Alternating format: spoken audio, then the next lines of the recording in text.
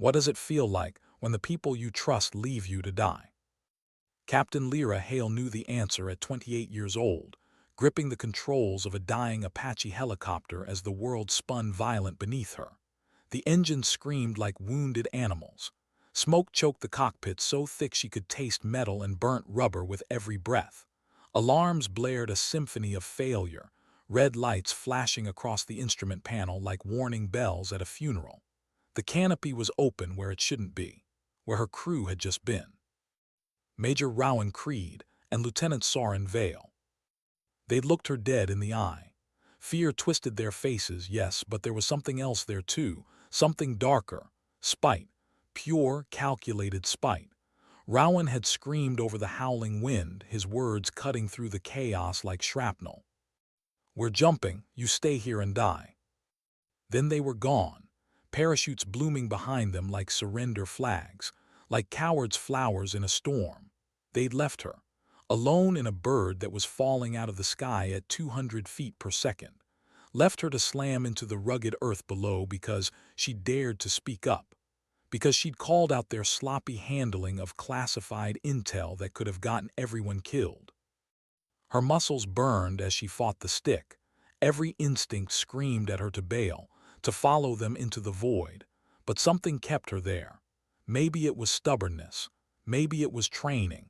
Maybe it was the quiet part of her that refused to give them the satisfaction. The ground rushed up, jagged rocks, desert scrub, death approaching at terminal velocity.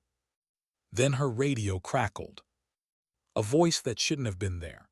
An encrypted burst from someone who didn't exist. A ghost.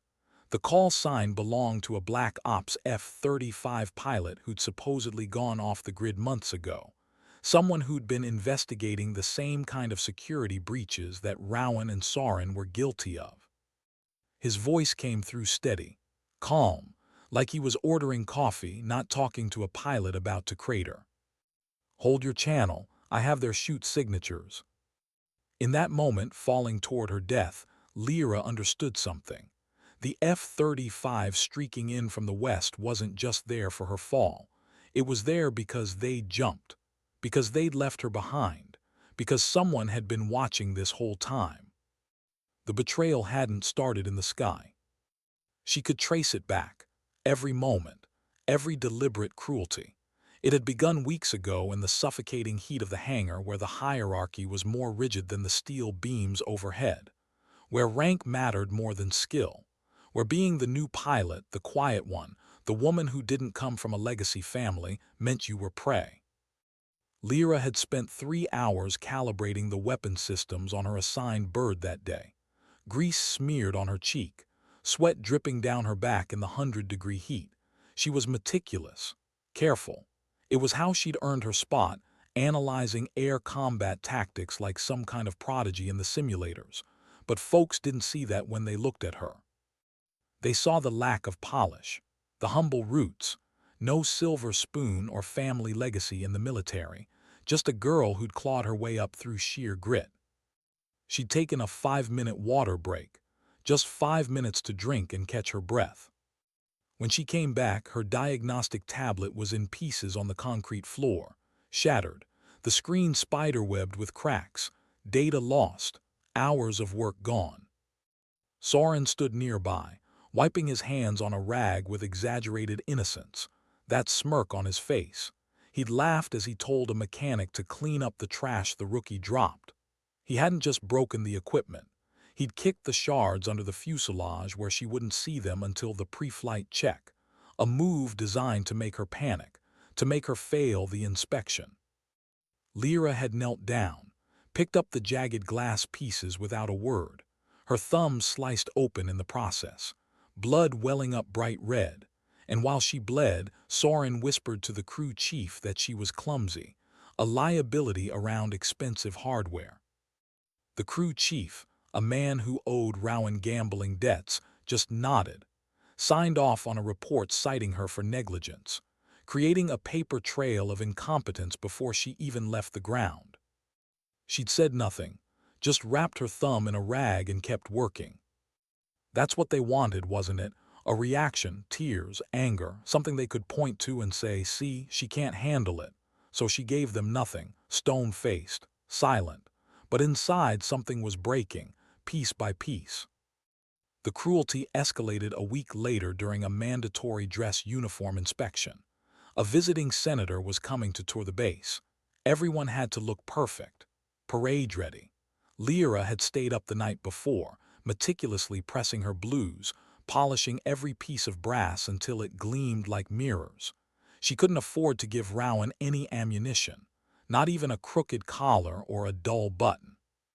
10 minutes before formation, she pulled on her flight boots. The pain hit like lightning, immediate, searing. Her shins and ankles erupted in fire.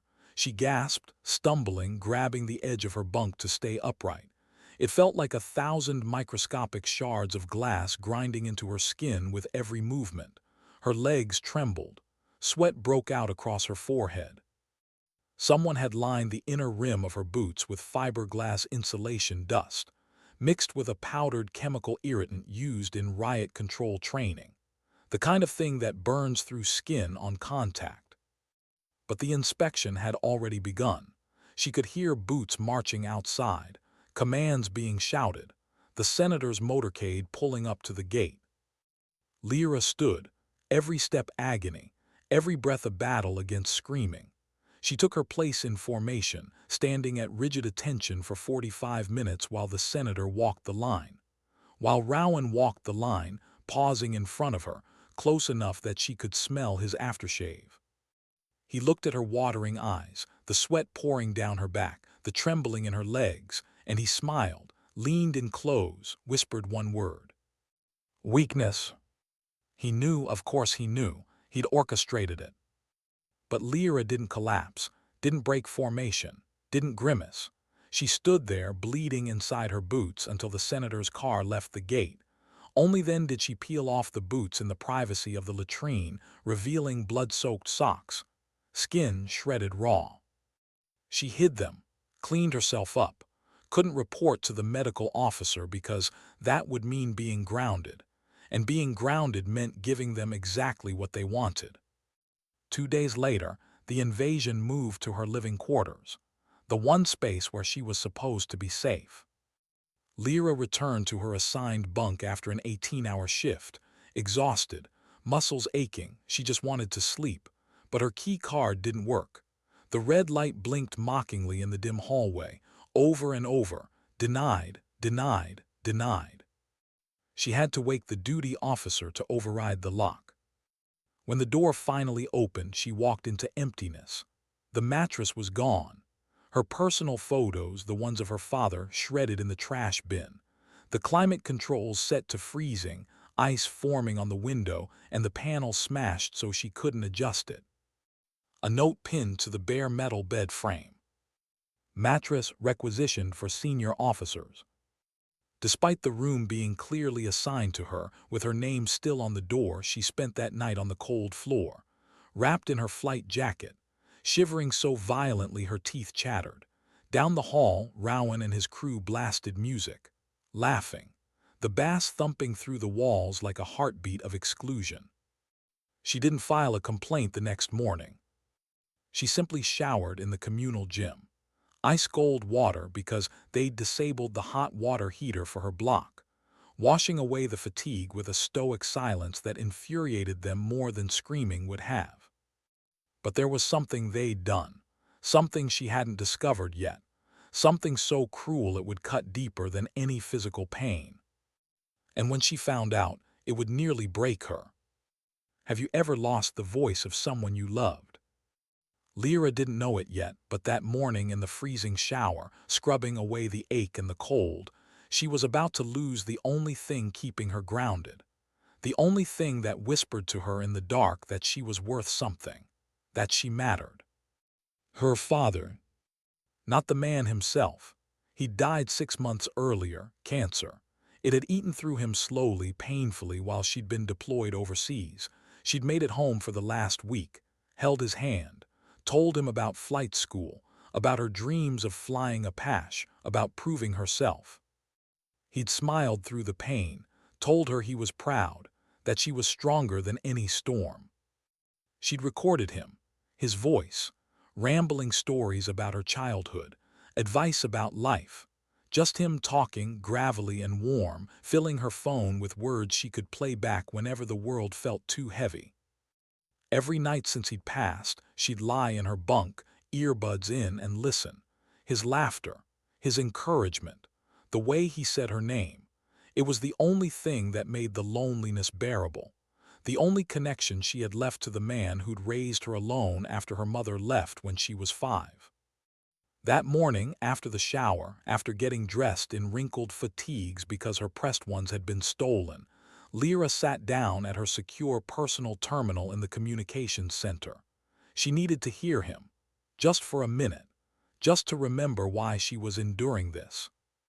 She logged in, clicked on the folder where she kept the recordings, dozens of files, hours of his voice. The first file loaded. Static. Not just static. A corrupted, screeching audio file that had been looped and distorted into a digital scream, like nails on a chalkboard mixed with feedback and white noise. It was so loud it made her rip the earbuds out, gasping. Her hands shook. She clicked the second file, the third, the fourth. All of them, every single recording, corrupted, overwritten, destroyed. She checked the file metadata. Her stomach dropped. The files had been accessed and overwritten at 3 in the morning. From Soren's terminal, every single backup, every copy. The last connection she had to her father, systematically wiped and replaced with nothing. Lyra sat in the dark glow of the monitor, clicking play over and over, desperate, silent, hoping that maybe one fragment remained, one sentence, one word, just something. But there was nothing. Down the hall she heard laughter, Soren's voice, mimicking a dying man's cough. The sound of it echoed through the corridor, followed by roaring laughter from his bunkmates. It was a violation, so intimate it felt like a physical assault, designed to hollow her out emotionally, to take away the last thing she was fighting for. And it worked. For the first time since this nightmare began, Lyra cried, silently, sitting alone in that dim room, tears streaming down her face as she stared at the corrupted files, at the digital graveyard of her father's voice. But here's the thing about breaking someone. Sometimes when you shatter them completely, they don't crumble, they crystallize, they become something harder, sharper. Lyra wiped her face, closed the files, logged out. She didn't scream, didn't confront Soren, didn't file a report that would be buried by the crew chief who owed Rowan money. She just stood up, and she decided something. They could take everything from her, but they couldn't make her quit. The psychological dismantling continued in ways both petty and poisonous. Rowan had ensured her isolation was absolute. He'd instructed the mess hall staff to lose her meal requisitions on 3 separate occasions, while the rest of the squadron feasted on hot rations, steak and potatoes and fresh bread. Lyra ate vending machine scraps, stale chips, candy bars, water from the fountain. Every meal became a theater of exclusion. If she approached a table with empty seats, Rowan would loudly pull chairs away, claiming they were reserved for officers with actual combat-confirmed kills. When she sat alone in the corner, he'd throw bread rolls at the back of her head, timing it perfectly so the laughter erupted just as she turned around. The humiliation wasn't random. It wasn't just bullying. It was tactical, a deliberate dismantling of her psychological state, designed to make her feel so small that she'd second-guess every instinct she had in the cockpit. He wanted her broken before any mission even launched, because if anything went wrong, she'd be too beaten down to defend herself against his narrative. During a combined arms simulation exercise, the kind designed to test urban combat tactics, Rowan escalated the sabotage to something that could actually end her career. The simulator was networked, multiple pilots flying coordinated strikes against targets in a virtual city. Success depended on precision, timing, and teamwork. Lyra had studied the scenario for days. She knew the flight patterns, the threat matrix, the timing windows. She strapped into her station, adjusted her helmet, ran through pre-flight checks. The exercise began. Immediately something was wrong. Her controls felt sluggish. Inputs delayed, the stick responding a half-second too late, altitude readings flickering, targeting systems lagging. She fought it, compensated, pushed harder on the controls to account for the delay. But 30 seconds into the run, her virtual bird clipped the side of a building and spiraled into the ground. Mission failed. The simulator went dark. She could hear laughter from the other stations, Rowan's voice cutting through. Guess the rookie can't handle the pressure. But here's what Lyra noticed. The controls felt wrong, not just difficult, wrong, like someone had tampered with the calibration.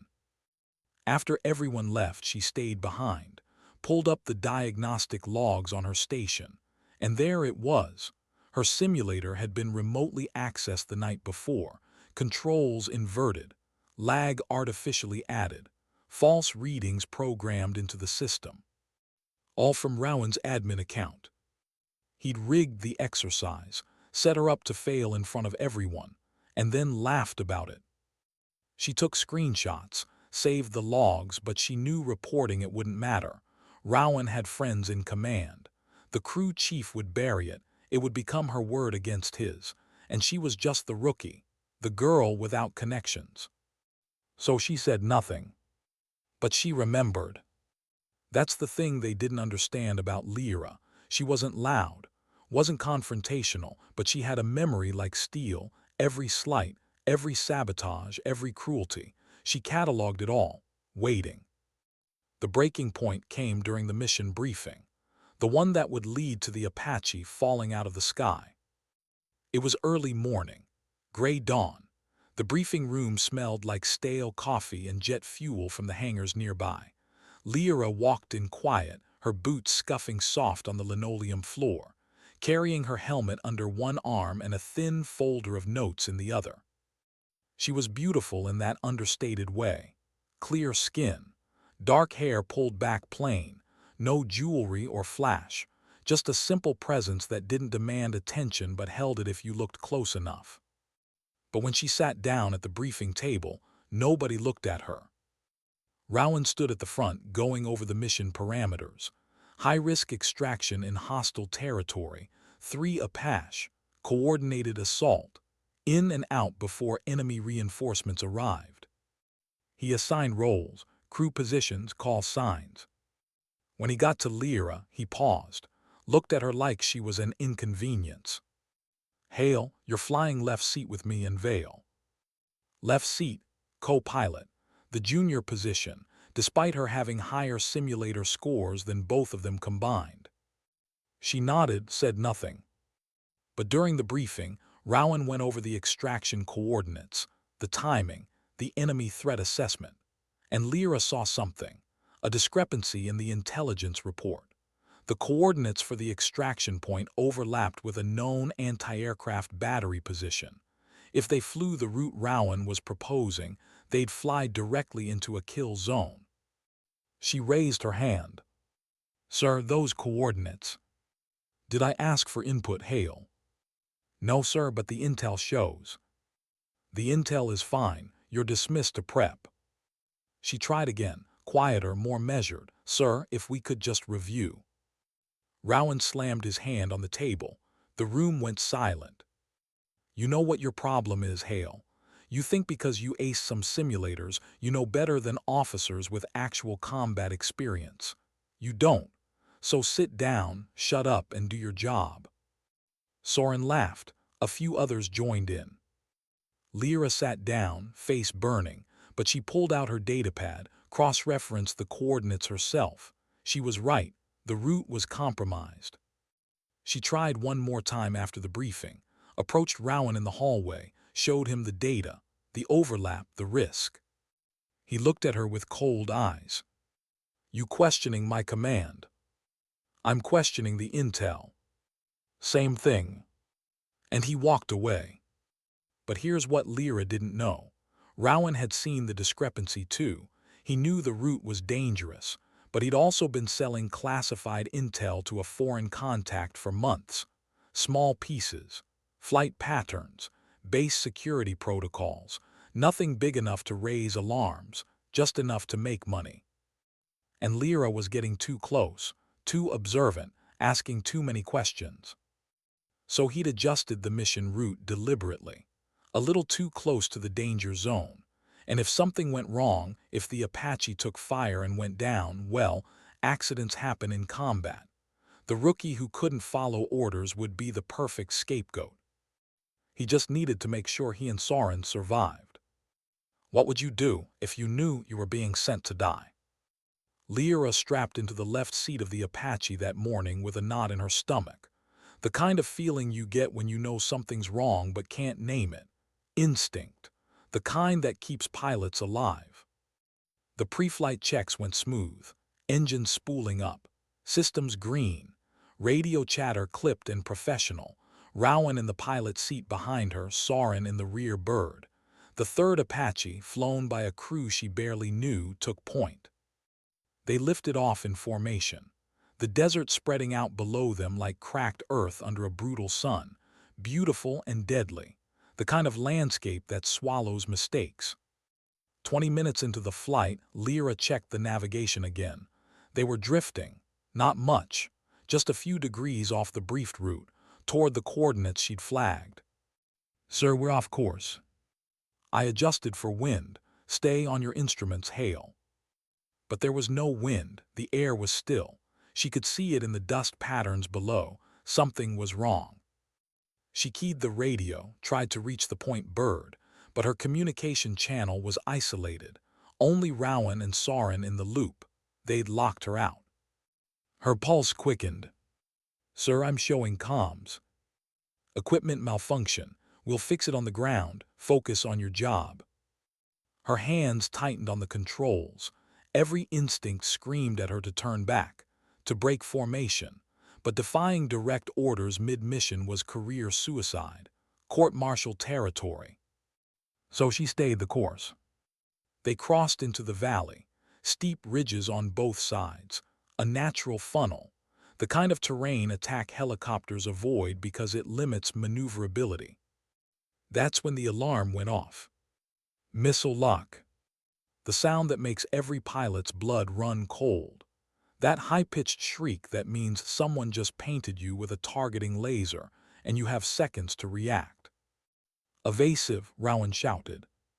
But the Apache was already moving, not away from the threat, toward it. Lyra's hands flew to the controls, trying to pull them into a defensive maneuver, but the stick was locked. Rowan had override control. He was flying them straight into the kill zone. "Sir, we need to break left." "I've got it." He didn't have it. The first missile streaked up from the ridge. Lyra watched it arc through the sky, white smoke trail behind it, coming right at them. Flares deployed automatically. The missile veered off, chasing the heat signature, but there was a second launch, then a third. The Apache shuddered as shrapnel tore through the tail rotor. The bird started to spin, alarms screaming, hydraulics failing, smoke pouring into the cockpit. And that's when she understood. This wasn't an ambush. This was an execution. Rowan had flown them into the trap deliberately, and now he was going to bail out, leaving her to go down with the bird, to die in the wreckage, the perfect scapegoat, the rookie who couldn't follow orders, the liability who got herself killed. She looked back through the canopy, saw Rowan reaching for his ejection harness. "What are you doing?" He met her eyes, and in that moment she saw it all, the calculation, the malice, the absolute certainty that he was about to get away with murder. "We're jumping, you stay here and die." Soren's voice crackled over the isolated channel. "Already gone, man. See you on the ground." His parachute bloomed in the sky behind them. Rowan pulled his release. The canopy blew, wind screamed into the cockpit, and then he was gone too, falling away, parachute deploying, leaving her alone in a helicopter that was spinning toward the Earth at terminal velocity. Lyra's training took over. Autopilot. The kind that happens when your conscious mind shuts down and muscle memory takes the wheel. She grabbed the stick, fought the spin. The Apache was a tank built to take damage, but she was missing half her tail rotor and the hydraulics were shot. Every input felt like moving concrete. Altitude dropping, 1,000 feet, 800, 600. The ground rushed up. She could see individual rocks now, scrub brush, the shadows of vultures circling. Her radio crackled, that voice the ghost. Hold your channel, I have their chute signatures. An F-35. She couldn't see it yet, but she could hear the roar of its engines, somewhere above, somewhere close. Who is this? Call sign Ghost Rider. Arden, I've been tracking them for weeks. They sold you out, Captain, but you're not dying today. His voice was calm, steady, like he did this every day. I'm at 400 feet, I can't hold it. You don't have to, just keep her straight. I'm painting a path for you. And then she saw it. The F-35 screaming in from her 2 o'clock, afterburners lit, moving so fast it was just a gray blur. It banked hard, flying parallel to her descent, and suddenly her targeting system lit up with data she hadn't put there. Landing coordinates, terrain mapping, a path through the rocks that was barely wide enough for the Apache's rotor span. Follow the markers, don't think, just fly. She did. Hands moving faster than thought, adjusting pitch, rolling right, pulling back on the collective. The Apache groaned like a dying animal, metal screaming, but it responded. 200 feet. She threaded the needle between 2 rock formations, the rotor tips clearing them by inches. 100 feet. The ground was right there. She could see the texture of the sand, individual stones. 50 feet. She flared, killed the remaining forward momentum. The Apache dropped the last 20 feet and hit hard, landing gear collapsing, the fuselage slamming into the desert floor, skidding, throwing up a wall of dust and debris. Then silence. Lyra sat in the cockpit, hands still on the controls, breathing hard, alive. The F-35 roared overhead, one pass, then it banked and disappeared into the sun. But Ghost Rider's voice stayed on her radio. Welcome to the ground, Captain. Now let's get you out of there before they realize you survived. She unbuckled, climbed out of the wreckage. Her legs barely held her. She collapsed in the sand, staring up at the sky where 2 parachutes drifted lazy and slow. Rowan and Soren, landing a mile away, thinking she was dead, thinking they'd gotten away with it. But they'd made one mistake. They'd underestimated the girl who wouldn't quit. You ever have that moment where everything clicks into place, where all the pieces suddenly make sense? Lyra sat in the sand next to the destroyed Apache, dust settling around her and the full picture crystallized. Rowan and Soren hadn't just been bullying her. They'd been covering their tracks. Every act of cruelty, every humiliation, every piece of sabotage, it was all designed to discredit her, to create a narrative where she was incompetent, unstable, untrustworthy. Because she'd seen too much. The classified intel breaches, the security protocols that didn't add up, the mission routes that put crews at risk, she'd noticed, and they knew she'd noticed. So they'd tried to destroy her credibility first, make sure that if she ever spoke up, no one would believe her. And when that didn't work, when she kept pushing, kept asking questions, they decided to eliminate the problem permanently. Her radio crackled again, Ghost Rider's voice. Rescue bird is 15 minutes out, but we need to move. Your friends are going to realize soon that you're not paced on the rocks. Lyra stood, her body ached everywhere, bruises forming, but she was alive. Who are you really? A pause, then, someone who lost everything trying to expose the same network you stumbled into. I've been watching them for months. Rowan, Soren, the crew chief, the housing director, they're all connected. Small-time corruption, selling intel, rigging assignments. I thought I could stop it from the inside. Instead, they burned me. Labeled me a security risk. erased me from the system. So you've been operating off the grid. Someone had to. And when I saw what they were doing to you, I knew they'd eventually escalate to this. I just had to wait for them to make the move. You let them try to kill me. Another pause, longer this time. I couldn't stop them without proof, but I could make sure you survived to testify. Everything that just happened, it's all recorded. Flight data, comms, their admission on the radio, the missile lock they deliberately flew you into, all of it, enough to bury them. Lyra looked up at the sky. Somewhere up there, Rowan and Soren were floating down, congratulating themselves on a clean kill. What happens now? Now, you let them land, let them think they won. Rescue picks you up, takes you back to base. You tell command exactly what happened, and I'll transmit the proof from here. By the time those two touch down, there will be MPs waiting. She smiled. It was a cold smile, the kind that comes from surviving something that should have killed you. And the network, everyone who helped them. That's where it gets interesting. See, they kept records, Soren especially. He documented everything like he was proud of it, bragged about it in encrypted chats. I've been collecting it all, names, dates, transactions. Everyone who looked the other way, everyone who enabled them, everyone who joined in. When this breaks, it's not just two pilots going down. It's the whole rotten structure. The rescue helicopter appeared on the horizon, a Black Hawk flying low and fast.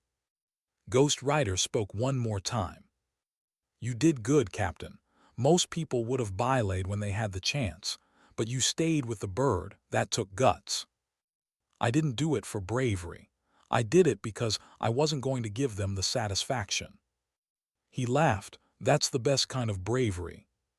The Black Hawk circled, kicked up dust, and landed 50 yards away. The crew chief jumped out, running toward her.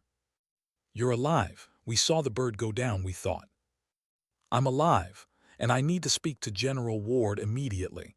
No delays, no debriefs with junior officers. I need to speak directly to the top of the chain of command. Right now. Something in her voice made him nod. They loaded her into the Black Hawk. As they lifted off, she looked down at the wreckage of the Apache, at the skid marks in the sand, at the proof of her survival. 2 miles east, she could see two figures on the ground.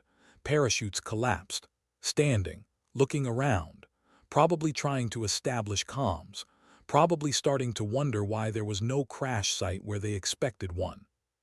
Probably beginning to realize they'd made a terrible mistake. The flight back to base took 30 minutes. Lyra sat in silence, wrapped in a blanket someone had thrown over her shoulders. The crew kept glancing at her, whispering. Word was already spreading. The rookie who survived the unsurvivable crash. When they touched down, General Ward was waiting on the tarmac. A man in his 60s, steel-gray hair, hard eyes that had seen too many young pilots die. He'd fought his way up through the ranks, and he didn't tolerate corruption.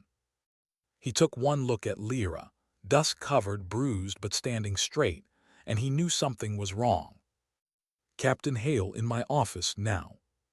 She followed him into the command building, past the briefing rooms where this nightmare had started, past the offices where reports had been filed and buried, into a soundproof room with reinforced walls.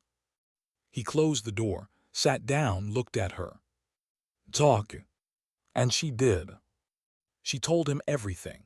The sabotage, the harassment, the destroyed tablet, the poisoned boots, the frozen room, her father's voice corrupted and erased, the rigged simulator, the mission briefing where Rowan ignored her warning, the deliberate flight path into the kill zone, the admission on the radio, the 2 officers abandoning her to die.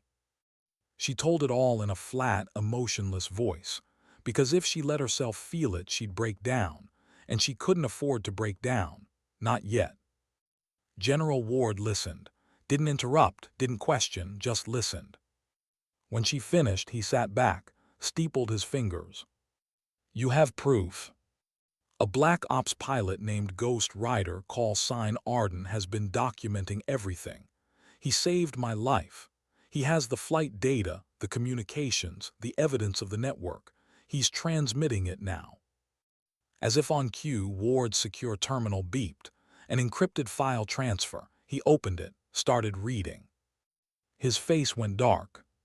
He read for 10 minutes, then he picked up his phone. "This is General Ward. I need MPs at the Eastern Landing Zone immediately. Detain Major Rowan Creed and Lieutenant Soren Vale. Full custody. No communication with anyone until I arrive. And I need a full security lockdown on Crew Chief Daniels, Housing Director Morrison, and anyone else in this file." He hung up, looked at Lyra. "You just ended a lot of careers, Captain." "With respect, sir, they ended their own careers. I just survived long enough to report it." He almost smiled. "Damn right you did.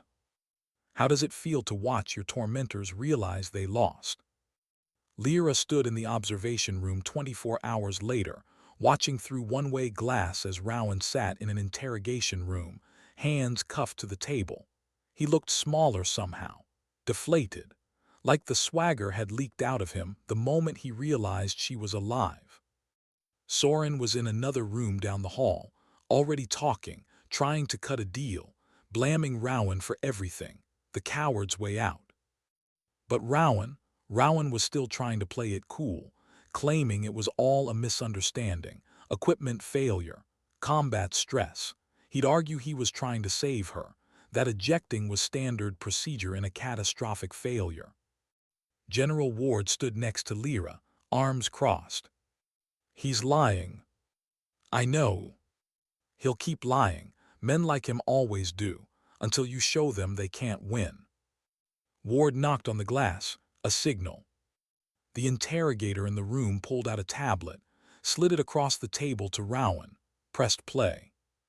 The video showed the Apache's cockpit camera footage, the whole sequence. Rowan deliberately ignoring Lyra's warnings, the flight path into the kill zone, the missile lock, and then the audio, crystal clear. "We're jumping, you stay here and die." Rowan's face went white. The interrogator leaned forward. "Want to revise your statement, Major." And that's when it all fell apart.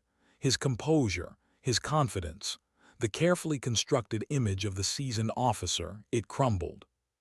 He started talking, fast, desperate, trying to minimize, to justify, but the evidence was overwhelming. The flight data, the encrypted chats with the foreign contact, the payments, the sabotage logs from the simulator, the records of harassment, all of it. Ward turned to Lyra. "You want to go in there, confront him." She thought about it, imagined walking into that room, staring him down, telling him exactly what he'd put her through, the satisfaction of watching him squirm. But then she shook her head. "No, he's already defeated.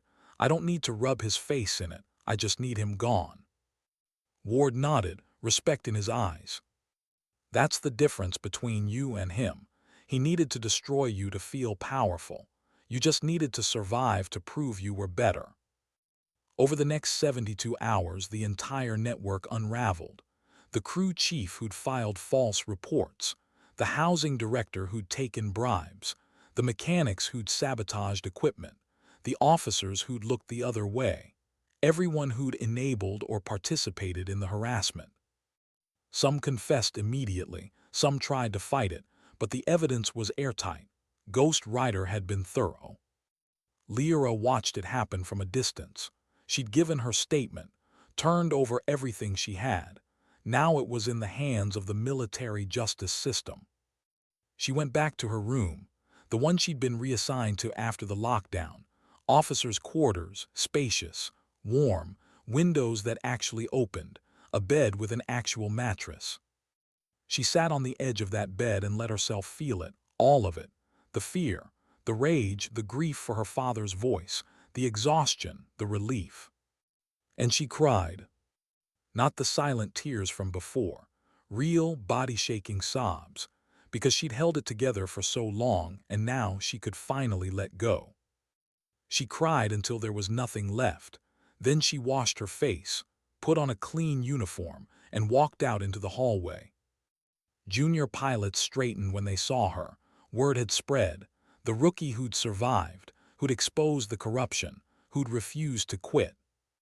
She wasn't invisible anymore. A week later, she got a message, encrypted, from Ghost Rider. Heard you made it through the storm.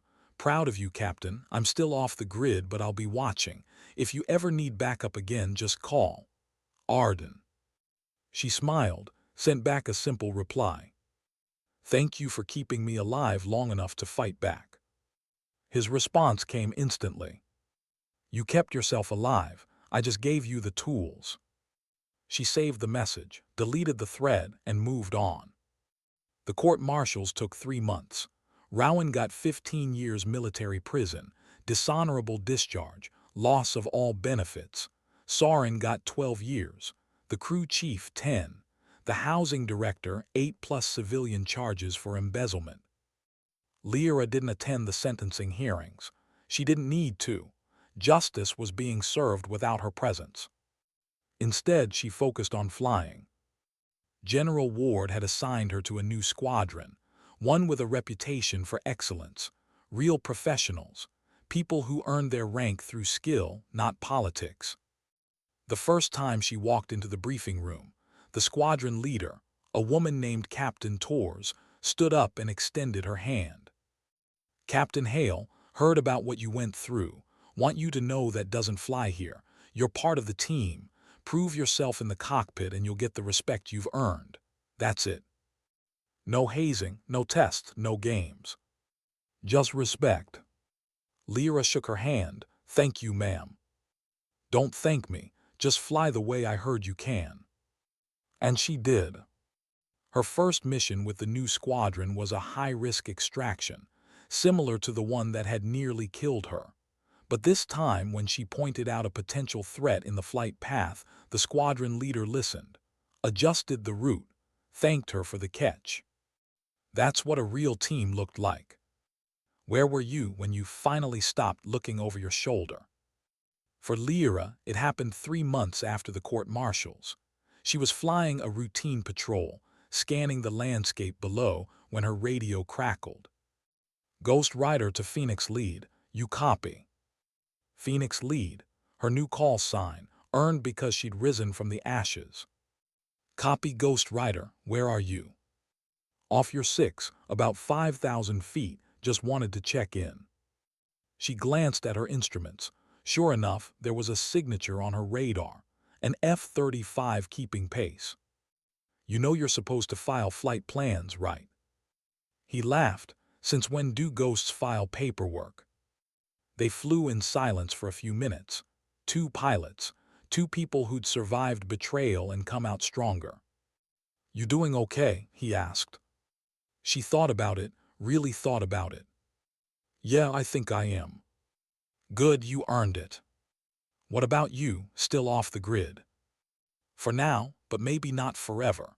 General Ward's been making noise about bringing me back in, clearing my record, we'll see.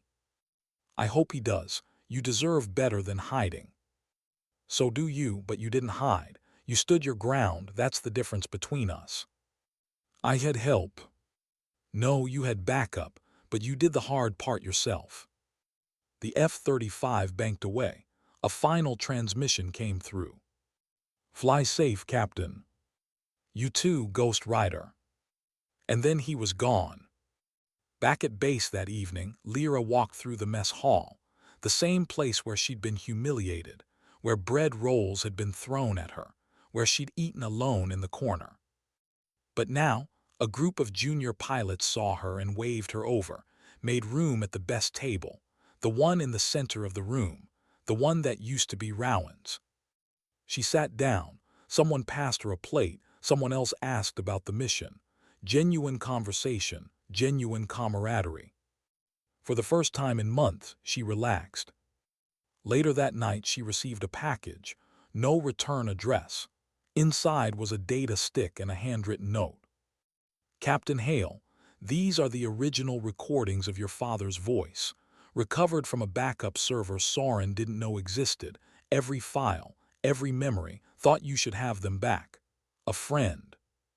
Her hands shook as she plugged the stick into her terminal, opened the files. His voice filled the room.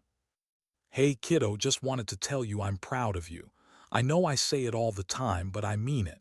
You're going to do great things. You're stronger than you know."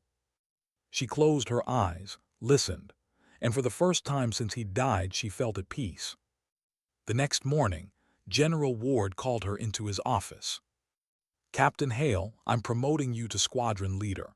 You'll take command of Phoenix Squadron, full authority, handpick your team, your mission parameters, everything." "Sir, I don't know if I'm ready." "You survived attempted murder, exposed corruption, and kept flying. If that doesn't qualify you for leadership, nothing does." She straightened. "Yes, sir, thank you, sir." He handed her a folder. "One more thing. This came through this morning. A request from a black ops pilot asking for reinstatement under your command. Says he trusts you more than anyone else in the service." She opened the folder, saw the name. Captain Arden Reyes, Ghost Rider. She looked up at Ward. "Permission to approve, sir." "Already done. He reports to you next week." The weeks that followed were a blur of activity, building the squadron, running drills, establishing protocols. Lyra handpicked every member, people who valued skill over ego, who understood that a team was only as strong as its weakest link, who treated each other with respect. Phoenix Squadron became legendary within 6 months, not because they were flashy, not because they sought glory, but because they executed every mission flawlessly, brought everyone home, took care of their own. One afternoon, Lyra was walking the tarmac when she saw a young pilot struggling with a pre-flight check. A kid, maybe 22, fresh out of flight school, shaking, terrified. She walked over. "First solo flight." "Yes, ma'am, I don't want to mess this up." She checked his harness, adjusted a strap, locked eyes with him. "Listen to me. I'm not leaving this airspace until you're clear. You have my word. You're going to do great. And when you land, I'll be here waiting. Understand?" The kid stopped shaking, looked at her like she was a hero. "Yes, ma'am." He flew perfectly, landed smooth. When he climbed out of the cockpit, Lyra was there, nodded at him. "Well done." And in that moment, the cycle of abuse that Rowan and Soren had perpetuated was broken forever, replaced by something better, something built on trust. 6 months later, Lyra stood on a ridge overlooking the desert, the same desert where she'd crashed, where she'd survived. Arden stood next to her, back in uniform, reinstated, cleared of all charges. "You ever think about that day?" he asked. "Every time I fly." "Does it haunt you?" She thought about it. "No, it reminds me what I'm made of." He nodded. "You know, I've flown with a lot of pilots, good ones, great ones, but I've never seen anyone with your kind of grit. You don't quit, even when you should, even when anyone else would." "I had good motivation. I wasn't going to let them win." "That's what makes you dangerous. You don't fight for revenge. You fight to survive. And survival is the most powerful weapon there is." They stood in silence, watching the sun set over the desert. Lyra thought about everything she'd been through. The harassment, the sabotage, the betrayal, the fall, the survival, the justice, the rebuilding. And she realized something. She wasn't broken, she was forged. You know that feeling when the world finally sees you after all the dismissals, when people who doubted you realize they were wrong. It doesn't erase the hurt, doesn't undo the pain, but it shifts the weight, makes it bearable. Lyra had carried that weight for months, carried it alone in frozen rooms and rigged simulators and falling helicopters. But she wasn't carrying it anymore. She'd set it down, not because someone took it from her, but because she'd proven she was strong enough to bear it. And once you prove that to yourself, you don't need to carry it anymore. She turned to Arden. "Thank you for everything." "You don't need to thank me. You saved yourself." "Maybe, but I couldn't have done it without you." He smiled, That's what backup is for. They walked back to the base together. Two pilots who'd survived hell. Two people who'd refused to quit. Behind them, the sun dipped below the horizon. Darkness fell. But in the distance, the lights of the base glowed warm. Home. Sometimes dignity doesn't speak. It simply acts. It endures when others break. It stands when others run. It survives when others fall. Lyra had learned that lesson the hard way. But she'd learned it. And she'd never forget.